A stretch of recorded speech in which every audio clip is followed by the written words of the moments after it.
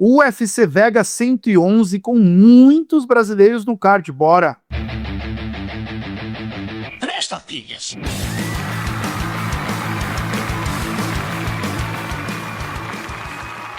Cavaleiros e Brutamontes, donzelas e desdonzeladas, vem aí mais uma edição de um UFC Mequetrefe? Na minha opinião, não. Vamos conversar sobre, vamos ver se vocês concordam comigo. Vamos falar também da luta vendida, né?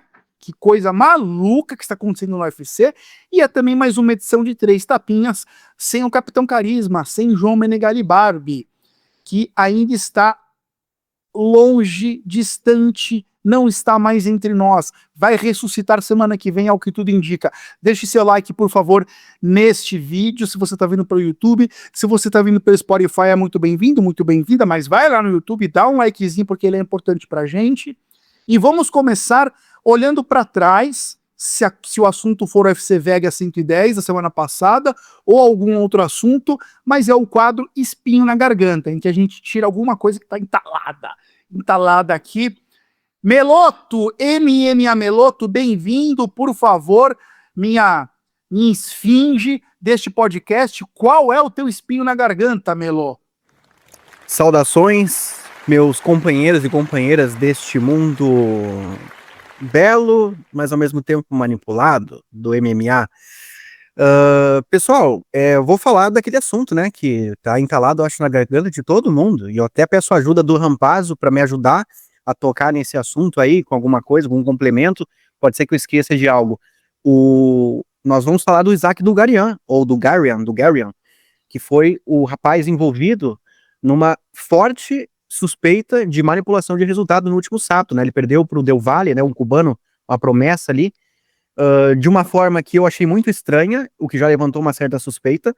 Antes da luta, já havia comentários sobre a alteração das odds, que foi muito brusca. No dia da luta ali, já estavam apontando um leve favoritismo pro Dugarian, sendo que antes da luta era um favoritismo bem grande.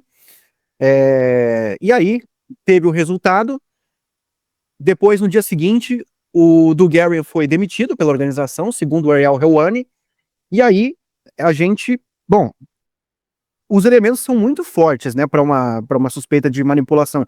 E é triste dizer isso, né? É muito triste, cara. Nós que defendemos tanto a integridade do esporte, do UFC, que eu, pelo menos, nunca suspeito de algo quando acontece um resultado polêmico. Eu sempre confio que as coisas estão sendo feitas de forma honesta por todos envolvidos. E agora nós temos um exemplo aí, que é o segundo, na verdade, né? Porque o James Krause, que era um técnico aí que foi lutador do UFC, foi banido da organização por conta de que ele sabia que o lutador dele estava lesionado e fez dicas para as pessoas apostarem contra ele, né? Meloto, só dizer, e o Dugarian treinava com o James Krause. Exato. Exato, é mais um elemento que a gente tem aí contra o Dugarian, que assim, o UFC, ele já puniu o cara. Não foi uma suspensão, foi uma demissão. E convenhamos, o cara, pelos resultados dele no UFC, eu acho que ele não merecia demissão. Então, pra mim, o UFC meio que já tá julgando, praticamente o condenando, só que publicamente tá tentando ainda ver a forma melhor de lidar com isso.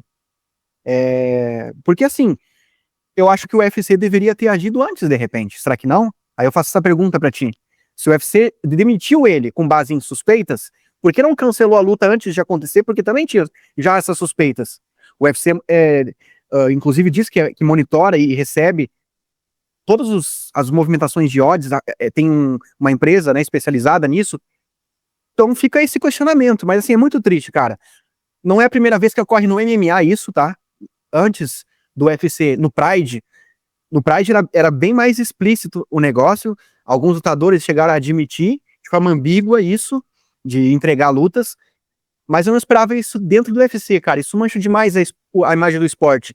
Não tanto para nós que somos fãs, que acompanhamos toda semana, mas para quem tá de fora e vê isso, cara, é muito grave. A pessoa vê, mas ali também acontece esse tipo de coisa, sabe? E aí não sabe nem quem culpar direito. Só diz, ali tem luta armada.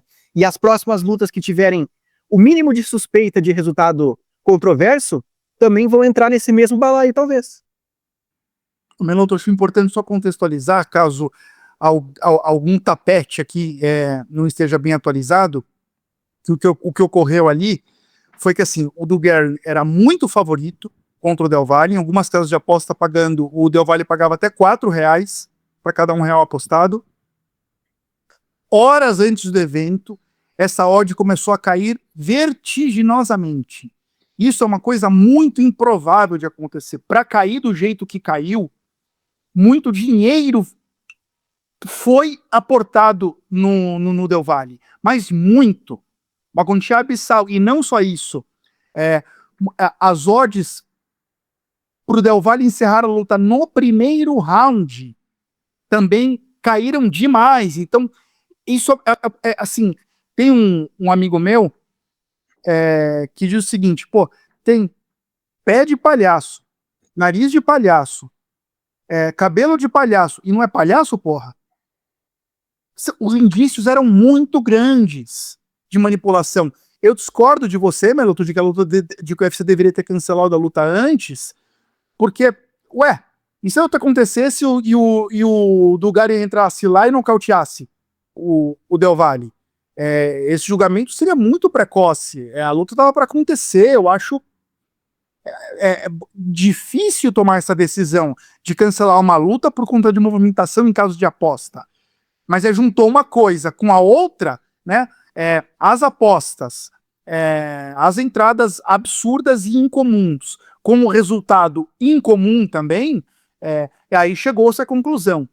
Com relação à demissão do Dugard, a minha opinião, assim, parte de mim se incomoda um pouco com esse julgamento sem uma prova cabal, sem um julgamento formal e uma prova cabal. Então, assim, ele foi condenado, essa condenação, melhor dizendo,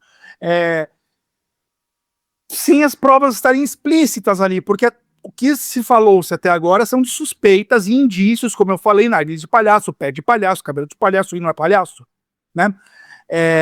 Por outro lado, eu acho que essa decisão rápida do UFC de afastar e demitir ele mostra um pouco a postura da intolerância do evento com esse tipo de conduta. Talvez o ideal seria o UFC vir a público e dizer, olha, com base nas suspeitas, a gente está desligando esse atleta, vamos investigar, e se concluirmos que ele for inocentado, a gente recontrata ele. Isso talvez fosse a conduta ideal. Se eu fosse o CEO do UFC, eu faria isso. É uma suspensão, diria, por tempo indeterminado, uma suspensão. Uma demissão, né? Suspensão... É como se fosse um doping, entendeu? O cara não pode... Não, porque daí você não libera o cara para treinar em outros eventos, para lutar em outros eventos. Eu acho que tem que ser uma demissão mesmo, até para ele poder seguir com a vida dele. E como nos altos escalões dos governos. Não só no Brasil, mas em todas as democracias funciona assim. Um ministro tem uma suspeita de corrupção ou um escândalo sexual, não está aprovado ainda. Não está aprovado ainda, mas o que o presidente ou o primeiro-ministro faz? Afasta esse cara, demite. Independentemente dele ser condenado ou não, a mácula que pairou em cima daquela pessoa e daquela história não faz bem para a instituição. Então, o protocolo é esse. Pensando bem, sim. O UFC não está errado de demitir, mas talvez pudesse fazer esse disclaimer que eu falei aqui, de olha, vamos apurar, se for inocentado, a gente recontrata. Vai lá, Meloto. Sim. Uma coisa que eu pensei que pudesse ter acontecido foi uma questão de omissão, mas eu acho que também não, né? Eu cheguei a pensar nisso, mas eu acho que também não. O UFC já agia antes, mas eu acho que agiu de forma correta mesmo. E pra quem tá pensando assim, pô, mas aquela luta aí não foi tão entregue assim, eu já vi gente entregar muito mais do que aquilo. Cara, eu, avaliando a performance dele, pra mim, ele era muito melhor naquela área onde ele perdeu, no grappling. Que ele perdeu, assim, a queda que ele tentou, né, aplicar, desistiu muito facilmente, cedeu as costas de forma muito fácil, a defesa do Mata-Leão também, muito questionável, o cara podendo sair dali de outra forma, facilitou pro cara pegar no Mata-Leão. Então, a gente tem muitos elementos mesmo para suspeitar, sem contar as declarações de outros atletas. Não sei se você chegou a ver, Rampa, mas alguns atletas disseram que foram abordados muitas vezes por pessoas que tentam comprá-los, para eles perderem de propósito e ganharem uma grana por cima. E o próprio Bulgarian, antes, já tinha admitido não, ele tinha dito que ele estava aberto a receber valores, ele deveria receber valores, porcentagem de dinheiros apostados nas vitórias dele. Ou seja, eu acho que ele já tinha um pouco de interesse em dinheiro dessa forma aí, de ganhar em cima das apostas. Mas enfim, ele foi para um caminho completamente diferente também, né? Coisa de maluco, cara. E quando você pega de fato as valências dos dois lutadores e vê a luta, como ela se desenrolou, é muito estranho. É muito estranho. Mas, Meloto, o meu espinho na garganta, ele vai conversar com você, Igor Meloto. O desempenho de Kevin Christian, né, lutador brasileiro, que veio do Contender Series, certo, Meloto? E eu achei intrigante, assim, como a análise que você fez dessa luta se configurou na prática. Assim, impressionante a vulnerabilidade e a falta de ferramentas desse lutador brasileiro. Um cara gigantesco, com uma envergadura gigantesca e assim, absolutamente abaixo da média.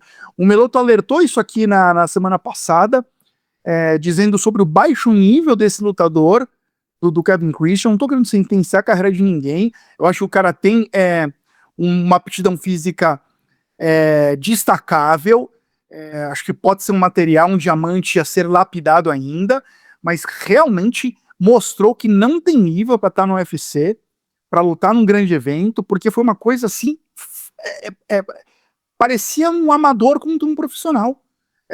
E aí quando você pega isso com o histórico dele, porque o Minuto previu isso, então pô, não é que foi uma noite ruim, o cara é ruim.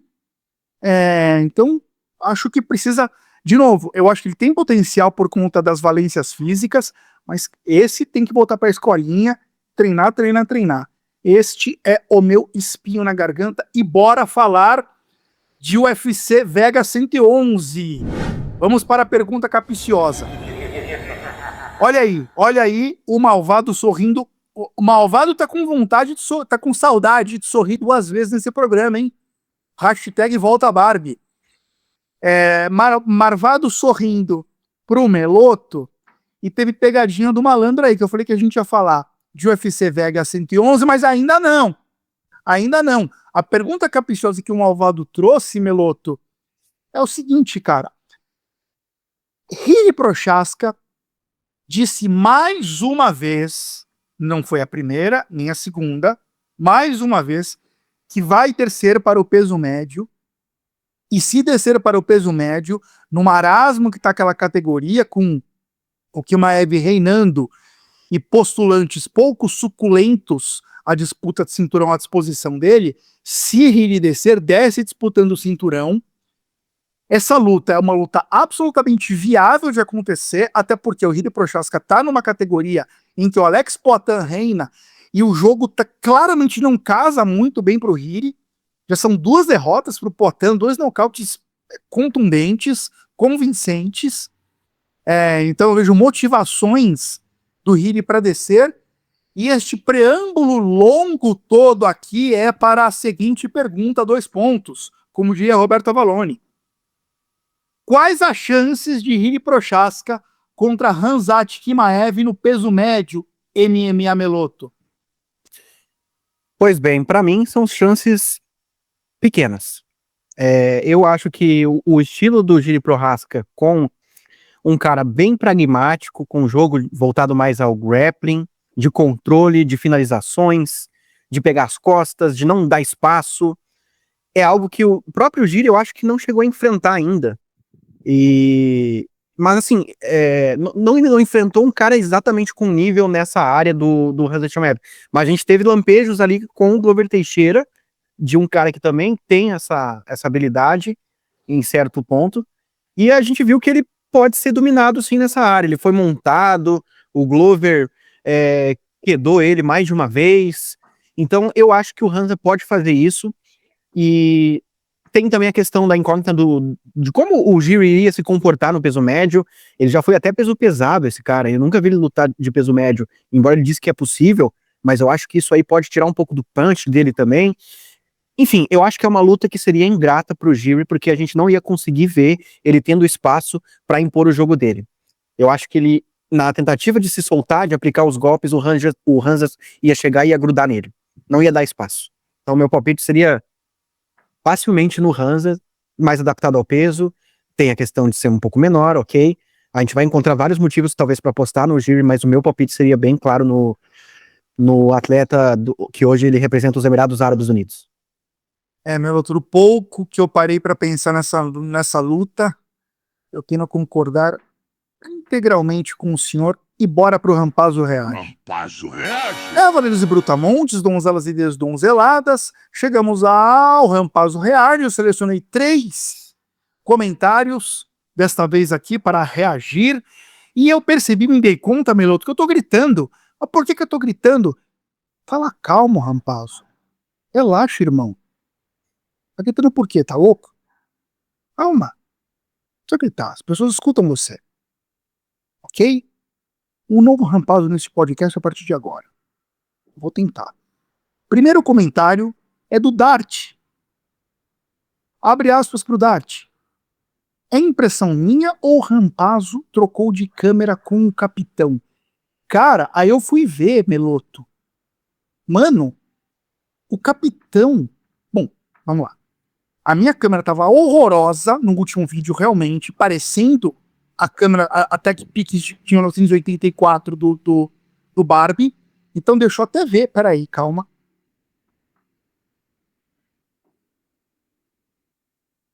Melhorou, Dart? Melhorou, Meloto? Era isso? Será? Cara, tá. Enfim, a beleza ela continua igual, né? E inexistente, mas Ainda. Muito bom, muito bom.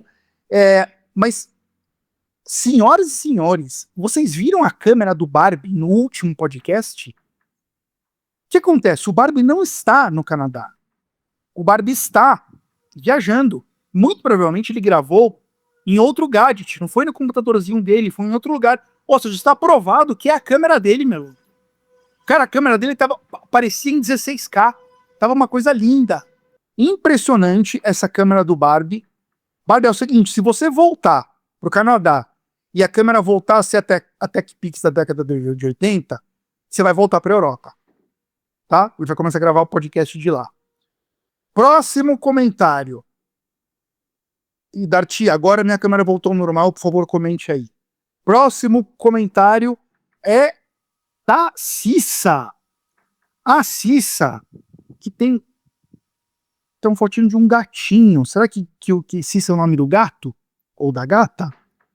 Ou será que Cissa é o nome da gata, dona da gata? Abre aspas pra gata Cissa. Temos uma nova categoria entre os fãs de MMA. Os sommeliers de dedada no olho. Cara, eu achei esse comentário muito interessante, porque, de fato, né, com essas polêmicas que aconteceu, outra polêmica de dedo no olho nesse último UFC, Meloto, na luta do Valdo Cortez da Costa. Todo mundo vira oftalmologista pós-graduado com doutorado. E é uma coisa tão difícil, para não dizer impossível de julgar. As únicas pessoas que podem comentar são lutadores que já levaram dedadas no olho. E mesmo assim, mesmo os lutadores que já levaram dedadas no olho, tem lugar de fala até a página 2, porque cada dedada é uma dedada. Ué, às vezes, cara, depende do jeito que entra, a angulação, a contundência. Então, assim, tem muitas variações. Achei curioso esse comentário, porque do nada a gente vira especialista de uma coisa que é impossível julgar. A real que a gente tem que entender é o seguinte: o cara falou que não dá pra lutar, tem que aceitar. É isso. Só ele sabe o quanto que aquilo oferiu.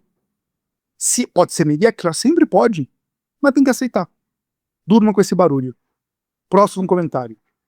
Silvio Moura Júnior. Faz tempo que não aparece por aqui comentando, mas olha aqui, ó. Salve seus desonzelados. Parabéns pelo programa com o Vini. Inclusive, foi uma sugestão minha há 200 programas atrás aqui nos comentários. Mas 200 não, porque o programa com o Vini, a edição com o Vini foi justamente para celebrar a edição centenária. Foi o 100º programa. Continuam com um excelente trabalho e por representarem vida inteligente nesse universo não tão inteligente do MMA. O negócio é o seguinte, Maroto, de fato, eu lembro desse comentário do Vini, citando, do Silvio, citando o Vini, citando o diretaço, convidando ele para uma, propondo o convite para o Vini participar e resenhar aqui com a gente, e vou ser honesto com você, Silvio. Sim, o teu comentário teve peso, porque desde que você falou ele, realmente não foi 200 programas atrás, mas tem mais de ano isso aí, cara. Faz tempo mesmo. Foi no começo dos Três Tapinhas aqui. Então, desde o seu comentário, ô Silvio, que aquilo ficou na minha cabeça. Puto, Vini, realmente, tem uma persona diferente, tudo. Então, sim, você pode chamar para você, trazer para você os créditos e os louros do nosso convidado na 100ª edição de Três Tapinhas. Porque tudo começou ali. O seu comentário foi o estopim. Obrigado, Silvio, bem lembrado. Agora sim, o UFC Vega 111, Bonfim versus Brown. Lembrando que para o UFC Vega 110 eu dei uma nota de corte 2 para o card. O evento não foi maravilhoso, não foi péssimo, nota final para o evento, nota 1. Nota 1 para o UFC Vega 110. E a nota de corte que eu estou dando aqui, eu estou achando esse evento melhor. Este card melhor, me corrigindo. Uma coisa é o card, outra coisa é o evento. Estou achando o card melhor, mesmo. Eu estou dando nota 4 como nota de corte. Nota 4 para este card de 0 a 10, nota 4. Meloto, você concorda com essa nota 4? Eu daria uns 3, cara. Se o último foi 2, né? O último foi 2. Tá melhor que o último, mas também, sei lá, eu acho que 4... eu colocaria uns 3 mesmo. Eu tô sendo generoso. Eu mantenho o meu 4. Nota 4, tô sendo generoso. Meloto, que horas começa esse evento? E qual a primeira luta do card preliminar, por favor? Então, começa às 18 horas, segundo o site do UFC aqui, né? Claro, lembrando que sempre pode mudar, né, galera? Às vezes acontece de cancelar uma luta aí, muda alguma coisinha no horário. Primeiro confronto... Tá aí, ó. Justificando a minha nota 4. Boa luta, cara. Miles Jones contra Daniel Marcos. O que é isso? Aparecendo o UFC 300? Não sei, né? É que talvez pela fase de ambos, né? O Miles Jones vem de 2 derrotas, o adversário dele vem de 1 derrota, mas é uma luta de bom nível. Perdeu invencibilidade, inclusive, né? O Daniel Marcos tava, um cartelzão, né? Bem bonito, mas agora manchou um pouquinho, tá 17-1. Cara, categoria aqui deixa eu ver aqui, peso pena, né? Não, desculpa, peso galo. Favoritismo, pelo que eu vi nas casas de apostas, tá em torno do Daniel Marcos. Eu creio que ele é mais completo do que o Jones, mas o Jones tem um grappling como vantagem. Eu já vi o Jones dominar algumas lutas nessa área, rapidinho. Ele lembra um pouquinho, tá? Um pouquinho o Demetrius Johnson, mas é mais na agilidade. Meu palpite vai ficar com o Daniel Marcos, porque eu acho que em pé ele é melhor e essa luta tende a ficar mais em pé. Eu acho que ele vai conseguir pontuar mais. É um cara que as lutas dele geralmente vão pra decisão, né? E decisão dividida pra lá, às vezes é bem polêmica e tal. Cara, eu vou confiar no destino. Eu acho que ele vai acabar ganhando essa luta. Eu concordo. E aí, na sequência, mais uma luta que justifica a minha nota 4. Eu vou defender minha nota 4 até o fim aqui, viu, Meloto? Tícia Pennington, 13ª, uma ranqueada, peso palha feminino, contra Denise Gomes, brasileira, ranqueada também, 15ª, favorita a que tá atrás no ranking. Pra mim, luta bem equilibrada, Meloto. E pra você? É bem equilibrada mesmo. A gente já presume isso quando em luta de MMA feminino falta um pouco de poder de nocaute, poder de finalização para as atletas, principalmente de nocaute. Então elas tendem a ir para decisão. Isso é estatística mesmo. E aí acaba que gera às vezes margem para dúvida. E essa é uma luta que tende a acontecer isso, ao meu ver. A Tícia foi mais longe na carreira, é uma atleta mais testada, já venceu nomes importantes, e assim, ela não tá tão envelhecida ainda, tá com 36 anos, mas vem de 2 vitórias, ganhou da Luana Pinheiro e da Carla Esparza nas últimas lutas dela. Cara, favoritismo, como tu disse, né, tá pra Denise, mas aqui é uma boa luta pra campo minado, hein? Não sei se é essa a tua escolha, Rampa, mas eu acho que a Denise vai acabar ganhando por conta da juventude dela, mas a Tícia tem totais condições de vencer. Mas meu palpite vai ficar com a brasileira. Meloto, já vou te responder então. Seria uma boa pedida para o campo minado mesmo, mas essa luta não apareceu no campo minado de ninguém. Não apareceu. Aguardem. Próxima luta, Meloto, Josh Hott contra Max Jimenez. E aí, Meloto, o que esperar dessa luta desses dois pesos pesados? Então, são 2 estreantes, né, pelo que eu vi. O Max Jimenez, ele é brasileiro, ele é especialista em jiu-jitsu, embora ele tenha mais nocautes no MMA do que finalizações, ele tem tem 4 vitórias por nocaute, né, das 6 vitórias que ele tem, mas é usando o grappling, ele usa o grappling para montar e desce a marreta por cima, pelo que eu vi, é assim que ele tem vencido. Então, assim, total incógnita por enquanto, peso pesado tá precisando de renovação, e o UFC tá investindo em tudo que aparece aí de destaque fora da organização, né? Já o seu adversário, o Josh Hocket, é um cara que vem da LFA, ele já lutou no Bellator, tá invicto na carreira, pelo que eu vi, 6-0, ele lutou no Contender Series também, né? Nocauteou lá o adversário dele. Me parece mais completo. Me parece que em pele ele é melhor, pelo que eu vi. Ele tem bastante nocautes, né, finalizações na carreira, nenhuma luta dele foi para decisão. O que eu acho dessa luta? Vai ser explosiva, ambos vão buscar o fim antes de chegar na decisão dos juízes, né? E o meu palpite vai ficar com o americano. Eu acho que o americano vai ganhar, ele é bem favorito nas casas de aposta, até me surpreendi, eu vi agora. Grande favoritismo do americano, em 1,29 em algumas casas de apostas, estou com ele. Muito bem, na sequência, mais uma luta que chancela a nota 4 que eu dei para esse evento. Ótima luta. Maíra Bueno Silva Chitara, 10ª do ranking, disputou cinturão 3 rodadas atrás, contra a promissora Jaqueline Cavalcante, luso-brasileira, né? 11ª no ranking. Daqui a pouco eu vou mudar a nota de corte desse evento para 5, cara. O Meloto enlouqueceu. Meloto, luta dura, mas a Jaqueline bem favorita nas casas de aposta. Você concorda com esse favoritismo todo? Então, eu não concordo com a diferença de odds. Eu vejo o favoritismo sim para a portuguesa, que é brasileira também, mas não concordo com essa diferença. Tá 1,40, né, para Jaqueline, contra uma adversária que um de nós aqui, eu lembro que eu cheguei a palpitar na Mayra como campeã no final do ano retrasado, eu acho. Antes dela disputar o cinturão, eu achava que ela ia ser campeã do UFC. E olha onde ela tá agora, né? No card preliminar, escondida, tal qual a Norma Dumont no último evento. Essa luta aqui, se a gente for ver, é a luta com lutadoras mais bem qualificadas no evento, né? A 10ª contra a 11ª no peso galo. Que categoria pouco prestigiada essa do UFC, né? Eu acho que esse card a gente tá avaliando como 4, né? Tu e eu como 3. Eu acho que tem muito também a ver com a ordem, porque olha para essas lutas que estão no card preliminar, algumas delas poderiam estar no card principal, brilhantando ali. Matt Shannon contra José Morales como evento, para mim não faz sentido, mas enfim.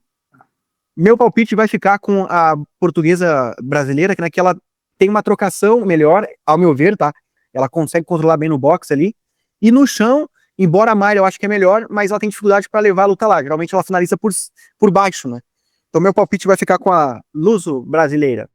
E na sequência tem o Adrian Yannis contra o Christian Quinones, Melo.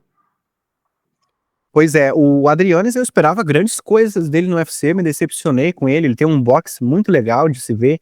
Ele foi aquele lutador que se envolveu com...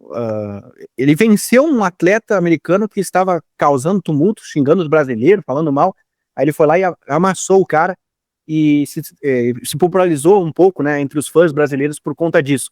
Vai enfrentar o Quinones, que a mim não me chama muita atenção, um atleta de nível médio para baixo. Nas odds aqui tá um favoritismo bem considerável para o Yannis, eu concordo, eu não vejo muitas armas para o Quinones vencer essa luta, pelo que eu vejo, o Quinones é mais voltado ao grappling, onde o Yannis aparentemente nunca teve tanta dificuldade. Então eu acho que o Yannis vence essa luta controlando em pé ou talvez até nocauteando. E aí, Meloto, fechando o card preliminar, aquele que entra correndo no octagon, né? O cara entra a 1000 toda vez. Raider Amil contra Jamal Emmers. E aí, Meloto? E o Jamal Emmer jamais entra correndo, né? Então, cara, eu acho que aqui é uma luta de bom nível. O Amil, ele vem de derrota, mas ele perdeu para um cara que tá surpreendendo no evento, né? E é um wrestler com uma boa trocação. O problema dele, pelo que eu vejo, é que a idade dele já tá um pouquinho avançada, já não tem um teto muito grande, ao meu ver, então ele não vai evoluir tanto. O que eu vi dele, talvez eu não veja algo melhor. Já o Emmers é um cara que, embora, pelo que eu vi, ele é vulnerável em pé, ele tem um queixo ali que é bem suspeito em termos de vulnerabilidade, né? Ele perde lutas por nocaute, mas eu vejo que ele é mais técnico em pé. Ele também tem um bom punch, mas ele é bem técnico nessa área. Então, por conta disso, eu acho que eu vou palpitar no Emmers, que nas casas de apostas é zebra, olha. Olha, eu não esperava por isso. Meu palpite vai ficar com o Emmers, tá? Eu acho que ele é um pouquinho melhor do que o Amil. Meloto, aí chegamos finalmente no card principal. Que horas começa e qual a primeira luta, meu amigo? Card principal, previsto para começar às 21 horas no horário de Brasília, ou seja, esse evento vai terminar antes da meia-noite, tomara. Primeira luta entre Christian Leroy Duncan contra o Marco Túlio, o Marco Matuto, né? Inglaterra contra Brasil. Aqui é uma luta de dois strikers muito bons. Eu acho que eles são caras que podem crescer na categoria aí dos médios no futuro, entrar no ranking até de repente. Ambos, para mim, têm o mesmo nível de projeção no evento. Eu gosto muito das habilidades em pé do Duncan, ele é bem habilidoso, tem bom punch. Na última luta nocauteou o Eric Anders. Já o Marco Túlio, brasileiro, né, é um cara que também tá mostrando bom potencial. Para quem não sabe, ele é o companheiro aí de vida da Norma Dumont, né? E, bom, luta explosiva, creio que dificilmente vai para decisão, pelas habilidades de ambos. Qual que é o diferencial deles aqui? O brasileiro é melhor no grappling. Então, por conta disso, o meu palpite vai ficar com o brasileiro, porque eu acho que ele pode acabar levando para o chão, controlando essa luta lá, de repente buscando uma finalização, pegando as costas do Duncan, que já se mostrou um pouco vulnerável nessa área. Mas em pé é muito perigosa essa luta para o brasileiro, então ele vai ter que fazer isso mesmo, não pode dar brecha para o inglês. Favoritismo para o brasileiro, eu concordo. E qual a próxima luta, a segunda luta do card principal, Melo? Rick Simon contra Raoni Barcelos, né, Estados Unidos contra Brasil. Dois lutadores que, se eu não me engano, já foram ranqueados no peso galo. O Raoni tá surpreendendo, é um cara que eu já não tinha mais tanta expectativa nele, mas venceu o Peyton Talbot, venceu o Cody Garbrandt, que já não é mais tudo isso, né, claro, mas tá numa boa fase, né? A gente já viu ele batendo no teto contra o Kyler Phillips, contra o Manu Magomedov, que foi a primeira luta transmitida na Band, né? Não sei se você lembra. E tá numa boa fase. Eu acho que vai enfrentar um cara duro agora, subiu um pouco o nível, né? O Cody Garbrandt não é mais o mesmo. O Rick Simon, de repente, oferece mais perigo para ele do que o Cody, que vem de vitória sobre o Cameron Smutherman, que era um talento, uma joia, né? Venceu o Javid Bacharat também nessa sequência. Ambos vêm de vitórias, né? Cara, favoritismo nas casas de apostas, né? Para quem não sabe aí, tá pro americano, Rick Simon. Eu acho que pela idade do brasileiro, a qualquer momento ele vai mostrar, ele vai decair. Então, dificilmente eu vou apostar nele numa luta a partir de agora. A não sei que ele seja bem melhor que o adversário.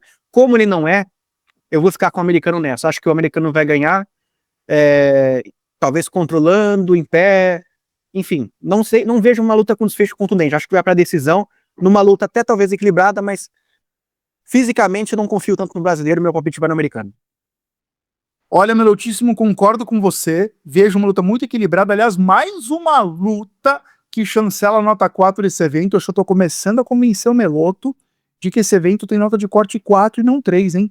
Tô começando a convencer o Meloto. Não tá ruim esse evento, cara. Esse card não tá ruim. Veja bem, hein? Nota 4 é ok. Tipo, né, assim, vai pra recuperação ali pro conselho, tem chance de passar de ano com a nota 4. Acho uma luta equilibrada e concordo com o favoritismo no Simon. E aí, meu, a gente chega na terceira luta do card principal, Cris Padilha contra Meloto. Ensina a nossa audiência, o Ismael Bonfim é uma reta ou é uma retinha? O Ismael é o Marreta. O Marretinha é o Gabriel. Para vocês não se enganarem, o Marretinha é o maior. O Marretinha, ele é peso meio médio. E o Marreta é o peso leve. O Marreta é o menor. Então, só uma retinha é o peso leve? Não, o Marretinha é o peso meio médio. O Marreta é o peso leve. E o que eu falei? Tu falou que o Marretinha é o peso leve. Na verdade, é o contrário. O Marretinha é o meio médio. E como é que é? O Marretinha é o peso meio médio. E o Marreta é o peso leve. E o que eu falei? Mas aí tu quer me ferrar? Ô, Meloto. Comenta essa luta, Meloto. Então, o Marreta, quase que eu falo Marretinha. O Marreta, ele é peso leve, tá? Ele vem de derrota. Ele perdeu uma luta agora pro Nazim Sadikov, lá onde ele teve um problema, onde o médico interrompeu, né? É um talento ainda, é um prospecto. Eu considero ele menor em termos de projeção do que o irmão, mas ainda acho que não vale desistir dele. Porém, ele vai enfrentar um cara que vem numa fase muito boa, que é o Cris Padilha. Vem de 3 vitórias no UFC, nas 3 lutas que fez. Venceu o Jay Herbert na última luta. É um cara que talvez as pessoas desacreditem um pouco nele, mas eu acho que ele é muito subestimado. Nas odds, tá? Tá o favoritismo pro brasileiro, mas não desacreditem tanto em zebra nessa luta aqui, porque o Cris Padilha pode surpreender. Ele tem um jogo de grappling ali que talvez complica um pouco pro brasileiro, que precisa mostrar mais serviço no UFC, né? Tá muito altos e baixos. Tá na hora de engrenar o senhor Marreta. Concordo com tudo que você falou e acrescento que é mais uma luta excitante. Cara, a gente tá falando de um UFC Vegas, portas fechadas, né? A gente já viu cards horrorosos, tipo o do sábado passado. Eu tô quase mudando a minha nota pra nota 5, mas vou deixar em 4. Mais uma luta boa. E na sequência temos o Muslim Salikov contra o médico urologista, né? O Urus Medic da Sérvia. E aí, Melo? Bom, aqui eu acho que essa luta faz jus aonde ela está, embora sejam caras, né? Os dois aí, principalmente o Sérvio, né? Que vem de derrota, mas são caras que entregam muito entretenimento. O Sérvio é um kamikaze, o cara vai pra cima tentar buscar um nocaute, né? Nenhuma luta dele até hoje foi pra decisão dos juízes. Então, nessa luta que vocês podem esperar é isso, é entretenimento mesmo, pouca burocracia, não vai ter, ninguém vai tentar ganhar essa luta nos pontos, creio eu. E o adversário dele, que é o Salikov, bom, é um cara especialista em trocação, se eu não me engano, ele é multicampeão mundial em Sanda ou Kung Fu, em alguma dessas artes marciais aí, e ele vai trazer uma trocação de alto nível. Tá um pouco velho, eu não gosto de usar esse termo, mas 41 anos de idade é uma idade elevada. Você não gosta de usar esse termo? Não, eu não gosto, cara. Não, você tem a cara de pau de falar isso? Não, eu não gosto de usar o termo velho. Idoso até vai, mas velho eu acho que é o que... Você chama todo mundo de velho o tempo todo. Você é um etarista criminoso, quase. Continua. Pelo amor de Deus, eu tenho que atribuir, eu tenho que lembrar que o cara tem certa idade avançada, mas os termos que eu utilizo eu tento pegar um pouco leve, não gostaria de ser chamado de velho, mas enfim. Mas chama! Mas chama! Ai, cara, todo mundo vai ser chamado um dia, infelizmente, mas enfim. O Salikov, ele tá com 41 anos, tá? Então, isso aqui, cara, se eu não me engano, ele é o atleta mais idoso, ou não quero falar velho, o cara que tem a idade mais avançada no UFC. É só pior. Me ajuda, gente, por favor, comentem, me ajudem. O que eu faço, cara? É que eu não quero usar velho, mas não sei se tá o termo. Vai vir um asilo, vai processar os 3 tapinhas, Meloto, pelo amor de Deus. Tá bom, mas resumindo, tá? Meu palpite vai ficar com o atleta da Sérvia, o Urus Medic, que embora seja tecnicamente inferior, mas ele é mais inteiro, mais rápido, mais veloz, tá no auge, e é isso. Eu acho que ele vai acabar nocauteando o senhor Salihov. E aí, Meloto, a gente chega no Common Event, que esse sim é um Common Event de um card com nota de corte 2 ou 1. De novo, né, mal montado. Você chegou a falar disso em algum momento. Matt Schnell contra Joseph Morales tem tantas lutas melhores, mais excitantes, com lutadores mais conhecidos, lutas mais relevantes para suas respectivas categorias, para serem agendadas como Common Event, que, de novo, cara, não dá para entender. Não dá para entender. Eu queria ver um argumento para essa luta estar aí. Com vontade de mandar uma mensagem pro Sean Shelby, sei lá quem é o cara que monta a ordem do card, assim. Coisa maluca, não dá pra entender. Mas enfim, não está nem entre as 5 lutas, não tinha nem tá no card principal, na minha opinião. Não está nem entre as 5 lutas principais deste evento, deste card, mas é o Common Event. Matt Schnell versus Joseph Morales. Joseph Morales bem favorito nas casas de apostas. E esta luta é uma das 3 lutas escolhidas do campo minado. E já vamos descobrir na sequência quem que escolheu essa daí. E aí, Melo? Pois é, como você bem pontuou, né? Eu não vou ser o cara que vai argumentar a favor dessa luta que tá na posição que tá. Não tem cabimento. O Matt Schnell vinha de 4 vitórias seguidas, venceu uma, que é o Jimmy Flick, que nem tá mais no UFC. Esse cara até tinha declarado a aposentadoria, aí acabou voltando, enfim. O Morales, tá? Ele ganhou o TUF, o último que teve, mas ele já tinha passado pelo UFC antes, foi demitido, né, com 2 derrotas e nenhuma vitória, voltou, ganhou o TUF, e já vai fazer o Common Event. Pra mim é muito bizarro isso, mas enfim.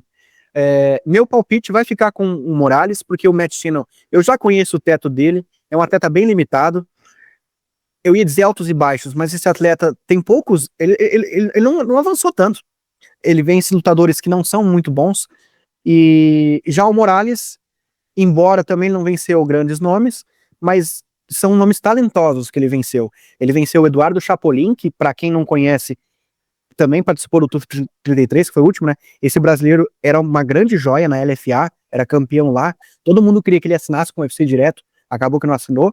Ele venceu o Imanol Rodrigues, que acabou de ir pro Contender Series, venceu uma luta lá, mostrou muito potencial, já assinou com o UFC, então ele tá passando por desafios grandes entre prospectos, esse Rodrigues aí, tá? Então por isso eu acho que ele vence esse Rodrigues, não, esse Morales, desculpa. Por isso que eu acho que ele vence. Ô Meloto, ele venceu Leonardo Chapolin? Eduardo Chapolin, o Eduardo Henrique, brasileiro, campeão da LFA. E o que eu falei? Leonardo. E como é que é? Meloto, chegamos à luta principal do evento, e aí a gente traz ele lá do velho mundo, lá do velho continente, João Melegari Barbie, para comentar, mandando o vídeo, entrando aqui. O Barbie é o seguinte, cara, Gabriel Bonfim, o Marretinha, acertei, Meloto? Exato, acertou, agora sim. Acertei, eu voltei a gritar, eu vou de novo reduzir meu tom de voz. Barbie, é o seguinte, cara, o que o Gabriel Bonfim, o Marretinha, vai trazer para vencer o Randy Brown, seu oponente, neste sábado? Lembrando que o Marretinha é 14º no ranking, o Randy Brown não está ranqueado, e aí? O que o Marretinha vai trazer para conseguir manter essa posição, quem sabe até crescer, né, dependendo dos votos dos jornalistas? Diga aí, Barbie. Bom, o que o Marretinha tá trazendo pra luta aqui é um jiu-jitsu de muito alto nível, uma capacidade de muita explosão, um cara extremamente atlético que tá melhorando a cada luta, né? Porque ele começa a carreira dele no UFC naquele voo rasante, assim, com várias definições, assim, extremamente rápidas, a guilhotina, assim, nos primeiros 40 segundos, eu acho que foi na luta na estreia dele. tipo, seguido por outra vitória que também foi na via rápida ainda no primeiro round, e depois ele teve que dar uma brecada, né, pegou o Nicolas Dalby, acabou sendo nocauteado depois de se exaurir muito, que é uma característica de lutadores que são muito atléticos, são muito explosivos, como o Marretinha sabe, ele é um cara muito rápido, ele é um cara muito forte, e tipo assim, pra mérito dele, ele melhorou muito nesse aspecto, ele já fez várias lutas mais longas, recentemente, colocando bons jabs nos adversários, não forçando demais a queda, mas acaba que essa questão do gás vai sempre ser um problema para ele. Não que ele não possa melhorar, não que ele possa trabalhar no melhor ritmo, mas só que é aquela questão que ou você vai utilizar os seus atributos físicos ao máximo, ou você vai ficar o tempo inteiro se dosando. E no caso do Marretinha é aquela coisa, ele não tem o caixa suficiente para fazer 5 rounds na explosão que ele quer fazer. E infelizmente ele se acostumou de uma certa forma a lutar naquela explosão. Então quando ele tenta baixar o ritmo, ele também vira um lutador inferior ao que ele pode ser. Eu diria até que, tipo assim, considerando as habilidades técnicas do Marretinha, ele é um lutador pior do que a soma das partes do que ele traz, né? Para explicar melhor o que isso significa, é que eu acho que ele tem um nível decente de trocação, eu acho que ele tem um nível altíssimo de jiu-jitsu, inclusive é um cara extremamente pegador, sabe? Um cara que também tem um domínio por cima muito forte, tem um bom ground and pound que já mostrou algumas vezes, nada extremamente definidor, mas é um cara que consegue fazer o adversário se mexer batendo por cima.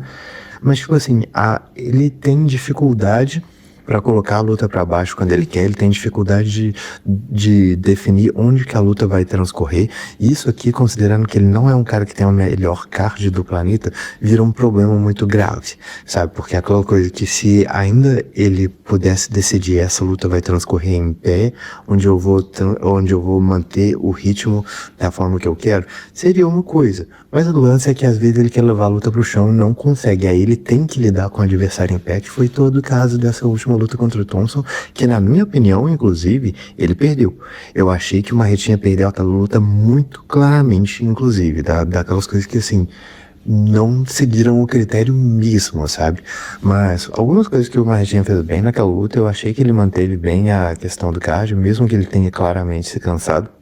Ele defendeu bem os chutes baixos, inclusive machucou os chutes baixos e médios, principalmente médios, porque o Thompson não é muito um cara de dar chute tradicional nas pernas, mas ele inclusive machucou a perna do Thompson numa dessas, mas o problema do cara apareceu e ainda por cima ele não conseguiu quedar o Thompson nem colocando, bom, quedou algumas vezes, né, mas o controle por cima não apareceu, mesmo colocando o Thompson na grade algumas vezes, e tipo assim, acaba sendo aquela coisa que o Thompson é um lutador excelente, ele sempre vai ser um lutador excelente, mas nessa fase da carreira, se você tá tendo problemas para fazer esse tipo de jogo contra ele, infelizmente isso mostra um certo teto das suas habilidades. Como eu falei, para mérito do Marretinha, ele está melhorando, mas considerando a posição dele no ranking, ele deveria estar melhorando mais rápido. Ele deveria ter um jogo um pouco mais consistente aqui, porque ou ele vai se valer dessa explosão dele, dessa capacidade de definir, que é muito sólida. Pode ser que ele venha para essa luta de sala e passe o caminhão simplesmente porque ele é forte o suficiente para colocar o Randy Brown para baixo, e ele tem uma capacidade muito forte de finalização, um domínio sólido por cima, e conseguir essa finalização no primeiro round. Eu acredito que, inclusive, se o Marretinha for vencer, vai ser através desse meio. Finalização no primeiro round seria o meu palpite caso o Marretinha vá vencer essa luta, sabe? Porque, fora isso, tipo, a trocação dele, mesmo que ele seja um cara explosivo, mesmo que ele tenha mão, tenha boas combinações mais curtas assim, não acho que seja o lugar que ele se destaca, mas não acho que a estratégia deveria ir por lá, sabe? Eu acho que o Marretinha o que ele deveria fazer, na minha opinião, tipo assim, em termos de camping de treinamento, era uma questão de conseguir utilizar a trocação dele para entrar mais nas quedas e não se exaurir tanto nessas quedas, sabe? De colocar esse jab direto que ele faz o tempo todo e conseguir se jogar nas pernas do adversário e a partir da grade conseguir cortar ângulos ao invés de tentar insistir numa queda na força bruta, porque apesar dele ter isso, também é uma coisa que vai exaurir ele muito mais rapidamente. Eu acho que o diferencial dele nessa categoria é o jogo dele por cima, e infelizmente é uma coisa que ele vem tendo dificuldade de impor em cima dos adversários, e tendo dificuldade de impor isso em cima do Thompson envelhecido é uma coisa que meio que assusta a gente para lutas futuras. É um cara muito talentoso, é um cara muito atlético, é um cara que já mostrou muita valência em todas as áreas, mas eu ainda acho que ele tem um jogo muito pouco coeso, e eu não tenho muita fé nos atributos físicos dele a longo prazo. Essa sendo uma luta de 5 rounds, isso pode pegar muito. Muito bem, Barbelotto. E agora chegamos no Randy Brown, né? O jamaicano, bom lutador, hein? Para mim, essa luta deveria estar mais equilibrada nas casas de aposta do que está. Diga lá, quais as armas do Randy Brown? Pois é, Ramp, eu vou falar mais a respeito disso quando chegar na hora da análise, mas eu também acho que as odds dessa luta estão muito, muito desniveladas em relação ao que os dois caras nos mostraram, né? Porque o Randy Brown, fora uma derrota aqui por decisão dividida contra o Bryan Battle, ele tá com uma sequência bem bacana, sabe? Ele teve alguns bons nocautes, tá vindo aí de uma luta bem bacana contra o Nicolas Dalby. Pra mim, os problemas do Randy Brown, eu vou começar falando dos problemas, porque eu acho que é muito interessante como que eles mesclam muito com o estilo, a forma de lutar dele, né? Porque eu acho que ele é um cara sem muito QI de luta, e acho também que ele não joga com as valências físicas que ele tem, sendo um cara extremamente alto, extremamente longo pra categoria. E por que eu digo isso? Porque ele é um cara que gosta muito de boxear. E claro, ele boxeia com golpes longos, mas ele também é um cara que gosta de combinações, ele é um cara que gosta de jogar mais da média pra curta, trabalhar ganchos, trabalhar uppercuts, trabalhar jogo sujo, trabalhar jogo de clinch também. Ele era um wrestler mais, eu diria mais talentoso, não que o talento dele tenha mudado, só que mudou a abordagem dele, né? Porque nas lutas mais recentes ele mal tenta quedar os adversários. Se ele passa tempo em cima é porque às vezes o adversário tenta quedar ele, ou às vezes acontece uma queda, mas já faz tempo que ele meio que deixou essas coisas de lado, deixou as tentativas de wrestling de lado e focou em se tornar um boxeador. E ele é um boxeador bem competente. Eu só acho que não é um boxeador dos mais inteligentes, é um cara muito de talento mesmo, sabe?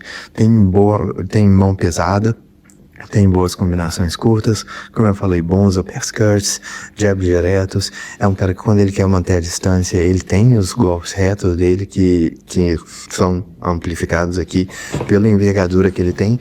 Tem um jogo de chão decente, tem um jogo de finalização decente que normalmente não tá mais aparecendo. O que tá mais aparecendo é o peso da mão.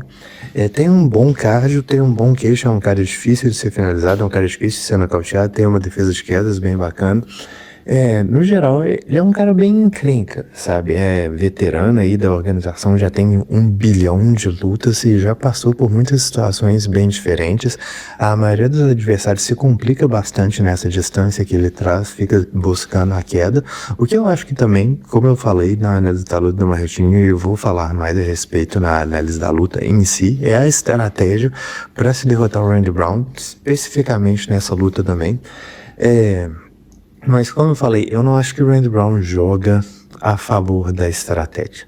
Eu já vi muita luta, eu já vi até luta que ele lesionou e ele continuou lutando, vou fingir que eu não estou lesionado, sabe? Não vou fazer o jogo seguro, vou fazer o jogo fingindo que eu não estou lesionado. Pra mérito dele, ele ganhou essa luta.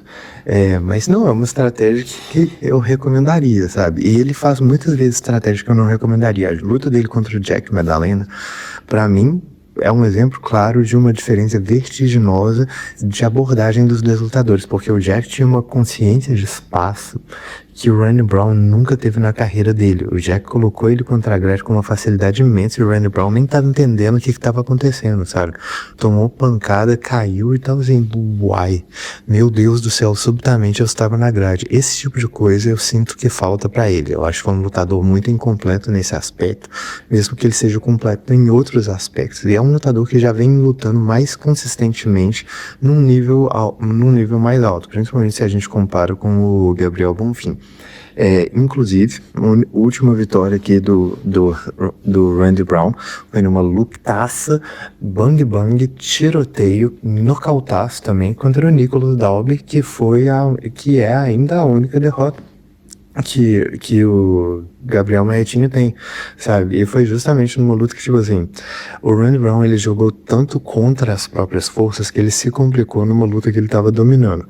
Ele tava acertando os melhores golpes, tava controlando a distância, tava machucando o adversário, resolveu ir pro bang bang, quase morreu contra um oponente que basicamente só tem coração e cardio. Inclusive, o Nicolas Dalby venceu o Marretinha por esse coração e cardio e chegou a complicar bastante o Randy Brown. Eu não acho muito que essa luta, tipo, não é questão de matemática de MMA, um venceu, um vai vencer o outro, mas a abordagem dos dois nessas lutas, eu acho que o Nicolas Dalby mostrou muito bem os problemas de cada um, sabe? E mais sobre isso na análise da luta, mas falando aqui do Randy Brown novamente, bom boxeador, boas combinações, bom poder de nocaute, muito alto, muito longo, boas finalizações também, ótima defesa de quedas, um cara que se impõe ao longo da luta, trabalha bem em golpes no corpo também, trabalha chutes frontais com qualidade, quando ele se dispõe a trabalhar esses chutes frontais, que eu acho que é uma arma muito subestimada no repertório dele também, quando se propõe a fazer wrestling sabe fazer, mas isso não aparece mais no jogo dele, e não é um cara que eu considero dos mais inteligentes lutando. Ok, Capitão Carisma, agora eu quero saber o seu palpite. O seu palpite, quem vence essa luta? Eu vou te falar que, assim, para efeito de palpitão no canal Contragolpe, eu estou em cima do muro. Em off aqui eu vou perguntar pro Meloto no que ele palpita, mas queremos ouvi-lo. Barbie, Randy Brown ou Gabriel Bonfim, quem vence essa luta? Agora, sobre o palpite, como você me falou, eu já vou dizer aqui de antemão que eu tô achando essa uma luta dificílima de palpitar, mas eu vou dizer, não vou ficar em cima do muro. Vocês sabem que seu capitão nunca fica em cima do muro. Eu posso achar que a luta é 50-50, mas eu vou palpitar em alguém. O que eu tô falando que é difícil de palpitar é porque a gente tem um cara que é um veterano, vindo de várias guerras, inclusive vindo de uma luta que ele recebeu knockdown, que ele recebeu muitas pancadas.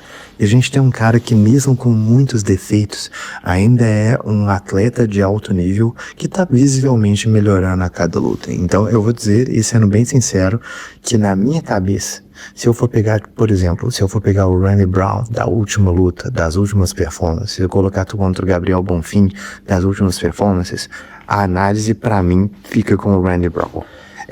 O que eu diria que deixa essa luta complicada aqui de se apostar é justamente o fator da capacidade atlética muito grande que o Marretinha tem de colocar essa luta pra baixo e definir ela muito rapidamente, que aí nem vira muito uma questão de tipo assim, como que o jogo casa? O cara simplesmente explodiu a cara do Randy Brown em segundos, sabe? Isso pode acontecer. E eu, inclusive, acho que esse é o meio que o Marretinha ganharia essa luta. Mas eu também vou dizer que a análise meio que não vai pelo lado dele, né? Porque a gente tá colocando que ele vai conseguir quedas facilmente contra um cara que tem uma bela defesa de quedas, que é um cara difícil de você se aproximar, porque ele é extremamente longo, um cara com muito gás, um cara que não é finalizado há bastante tempo já.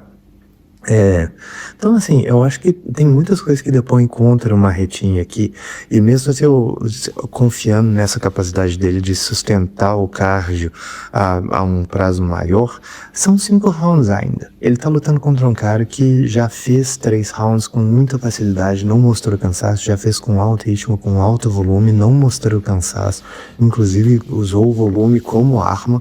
Então assim, é uma luta bem complicada de você ver o Marretinha ganhando a longo prazo, sabe? Ele pode conseguir queda, ele pode conseguir um controle por cima, se ele não finalizar a luta rápido, eu realmente acho que ele perde, por isso que eu tô achando que a análise ruma muito pra esse caminho. Ele pode vir aqui trazendo novas armas, ele pode corrigir muita coisa que ele fez na luta contra o Thompson, é uma luta excelente pra você abrir os olhos, e é por isso que eu acho que o palpite fica tão complicado, porque, como eu falei, análise, Randy Brown. E inclusive eu acho que meu palpite vai ficar com ele, porque senão eu acho que eu tô confiando demais em coisas que eu nunca vi do Marretinha.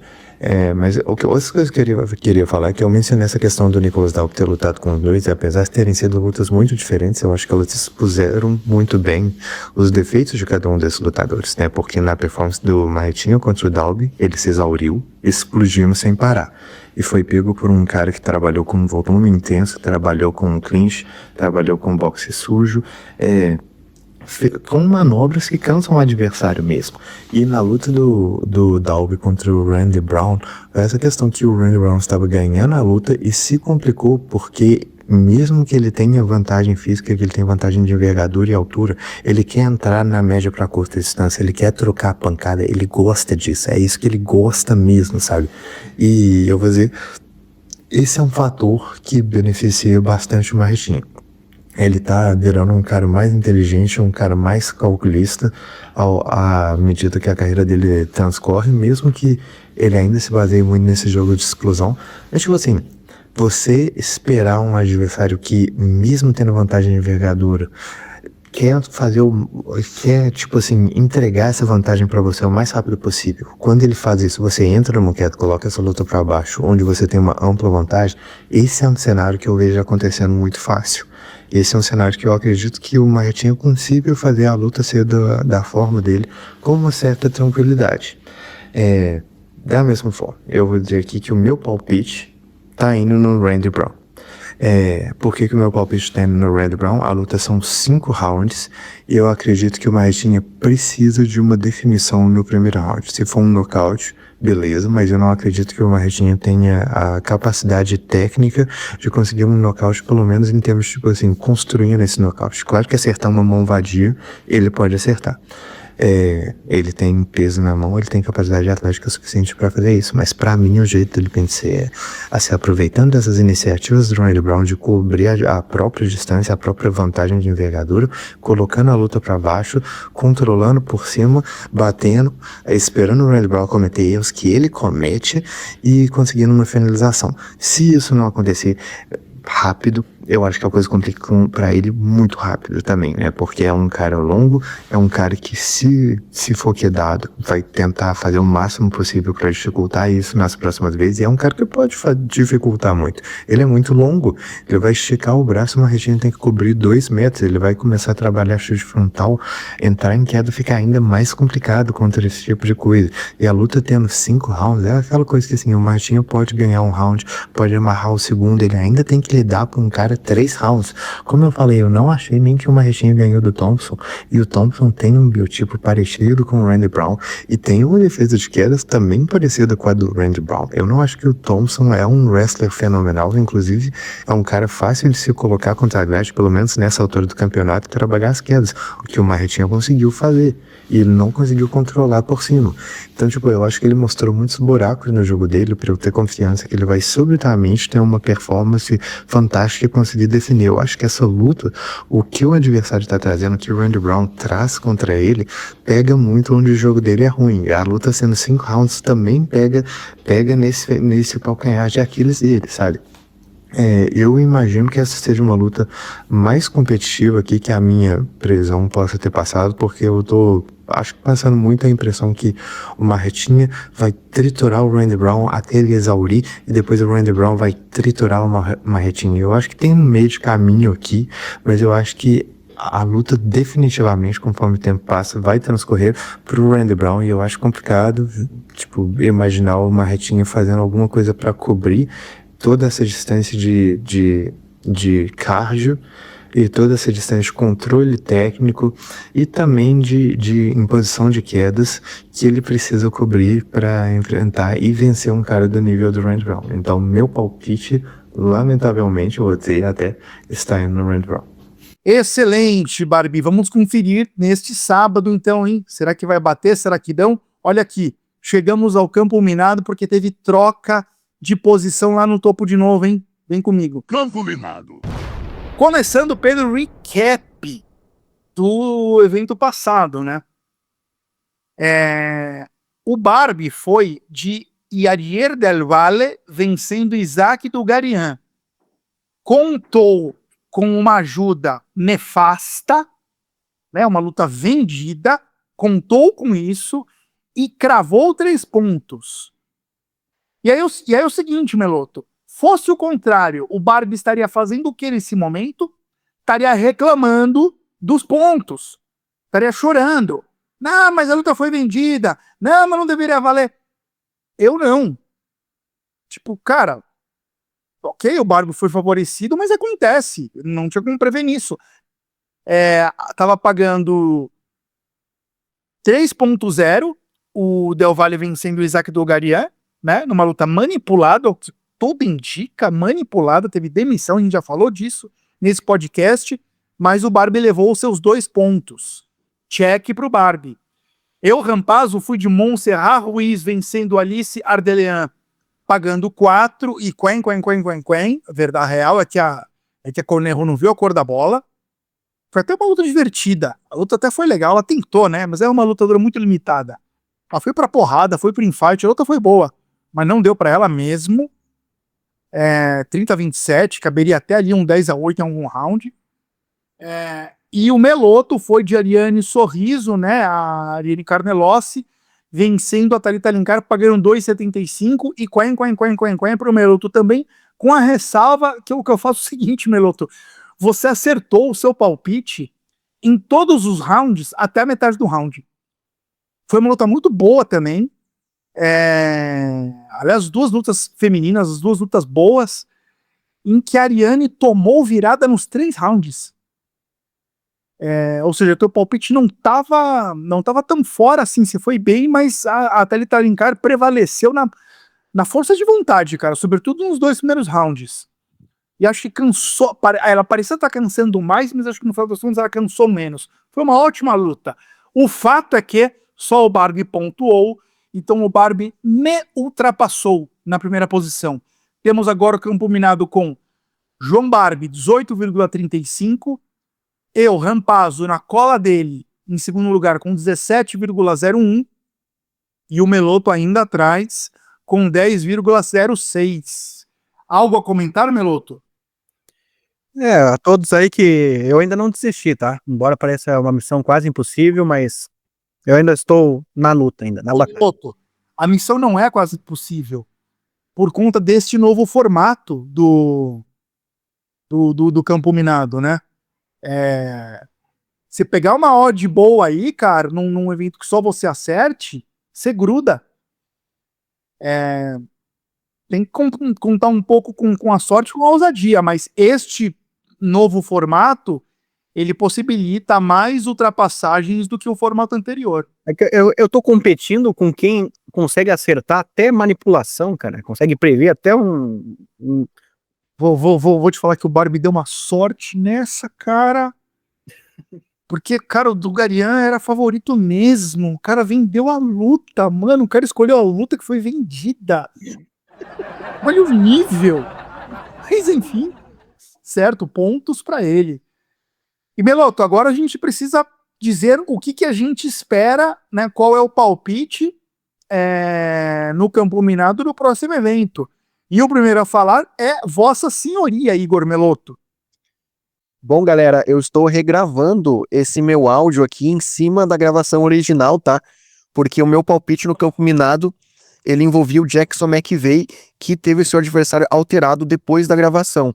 Mas eu vou manter o meu voto nele, no campo minado, contra o Zach Reese, que é o novo adversário dele, pagando 4,30. Muito bem. E o Barbie tá indo do que, Meloto? Ele tá indo de Matt Channel vencendo o José Morales, pagando 3,25 e vai dar ruim, viu? Vai dar ruim. E eu tô indo do que, Meloto? Mayra Bueno Silva, vencendo a Jaqueline Cavalcante, pagando 3,10 e olha, não acredito muito que tu vai acertar também. Só o senhor vai acertar, então. Sim, somente eu. Dessa vez o povo vai ver quem realmente entende de luta. As odds estão do seu lado, estão ao seu favor. Devemos reconhecer isso. E bora empacotar essa edição de 3 tapinhas, não sem antes o tapinha de despedida meu e do Meloto. Qual seria o seu tapinha, Meloto? Manda bala. Então, o meu tapinha, ele vai na cara do UFC, até que não é tanto como uma condenação, e sim como um tapa meio que pra se ligar, assim, sabe aquele tapinha assim, cara, se liga aí, cara.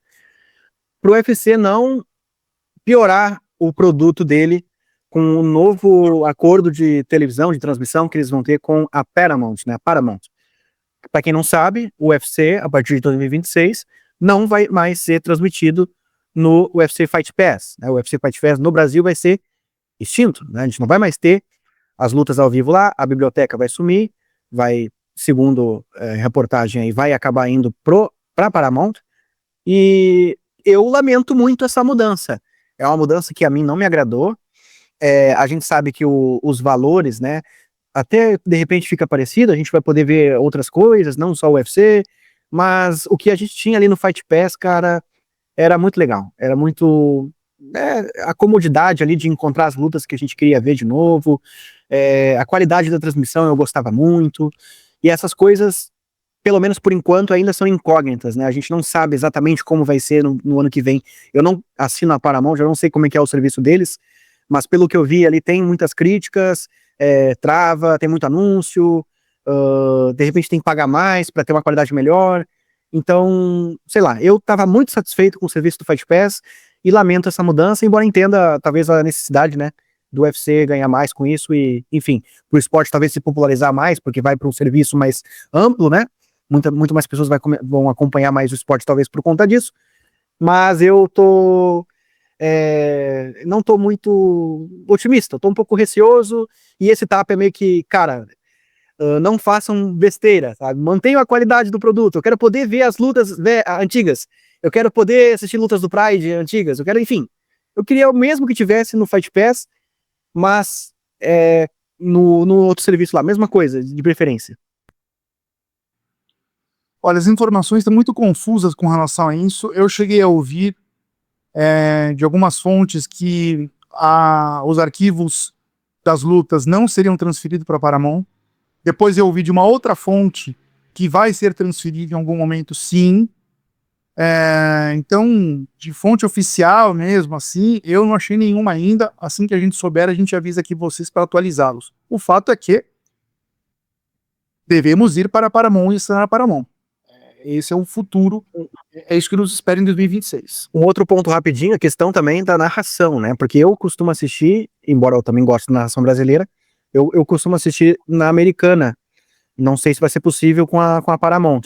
E também a questão de outros eventos fora do UFC, porque às vezes acontecem alguns eventos, na LFA, por exemplo. A gente quer estudar para ver os lutadores, né, de outros eventos. Eu gostaria que isso fosse mantido, para a gente poder ver essa biblioteca, esse acervo aí. A comunicação não está bem feita e algo me diz que a gente só vai descobrir mesmo na prática a partir de 1º de janeiro. É isso aí. Bom, o meu tapinha de despedida vai ser rápido e é na cara do Felipe Pacheco. Porque eu quero dar um tapa na cara dele, só por isso. Cavaleiros e Brutamontes, donzadas e desdonzeladas, até quinta-feira que vem com o João Menegali Barbi. Um abraço. Presta, filhas!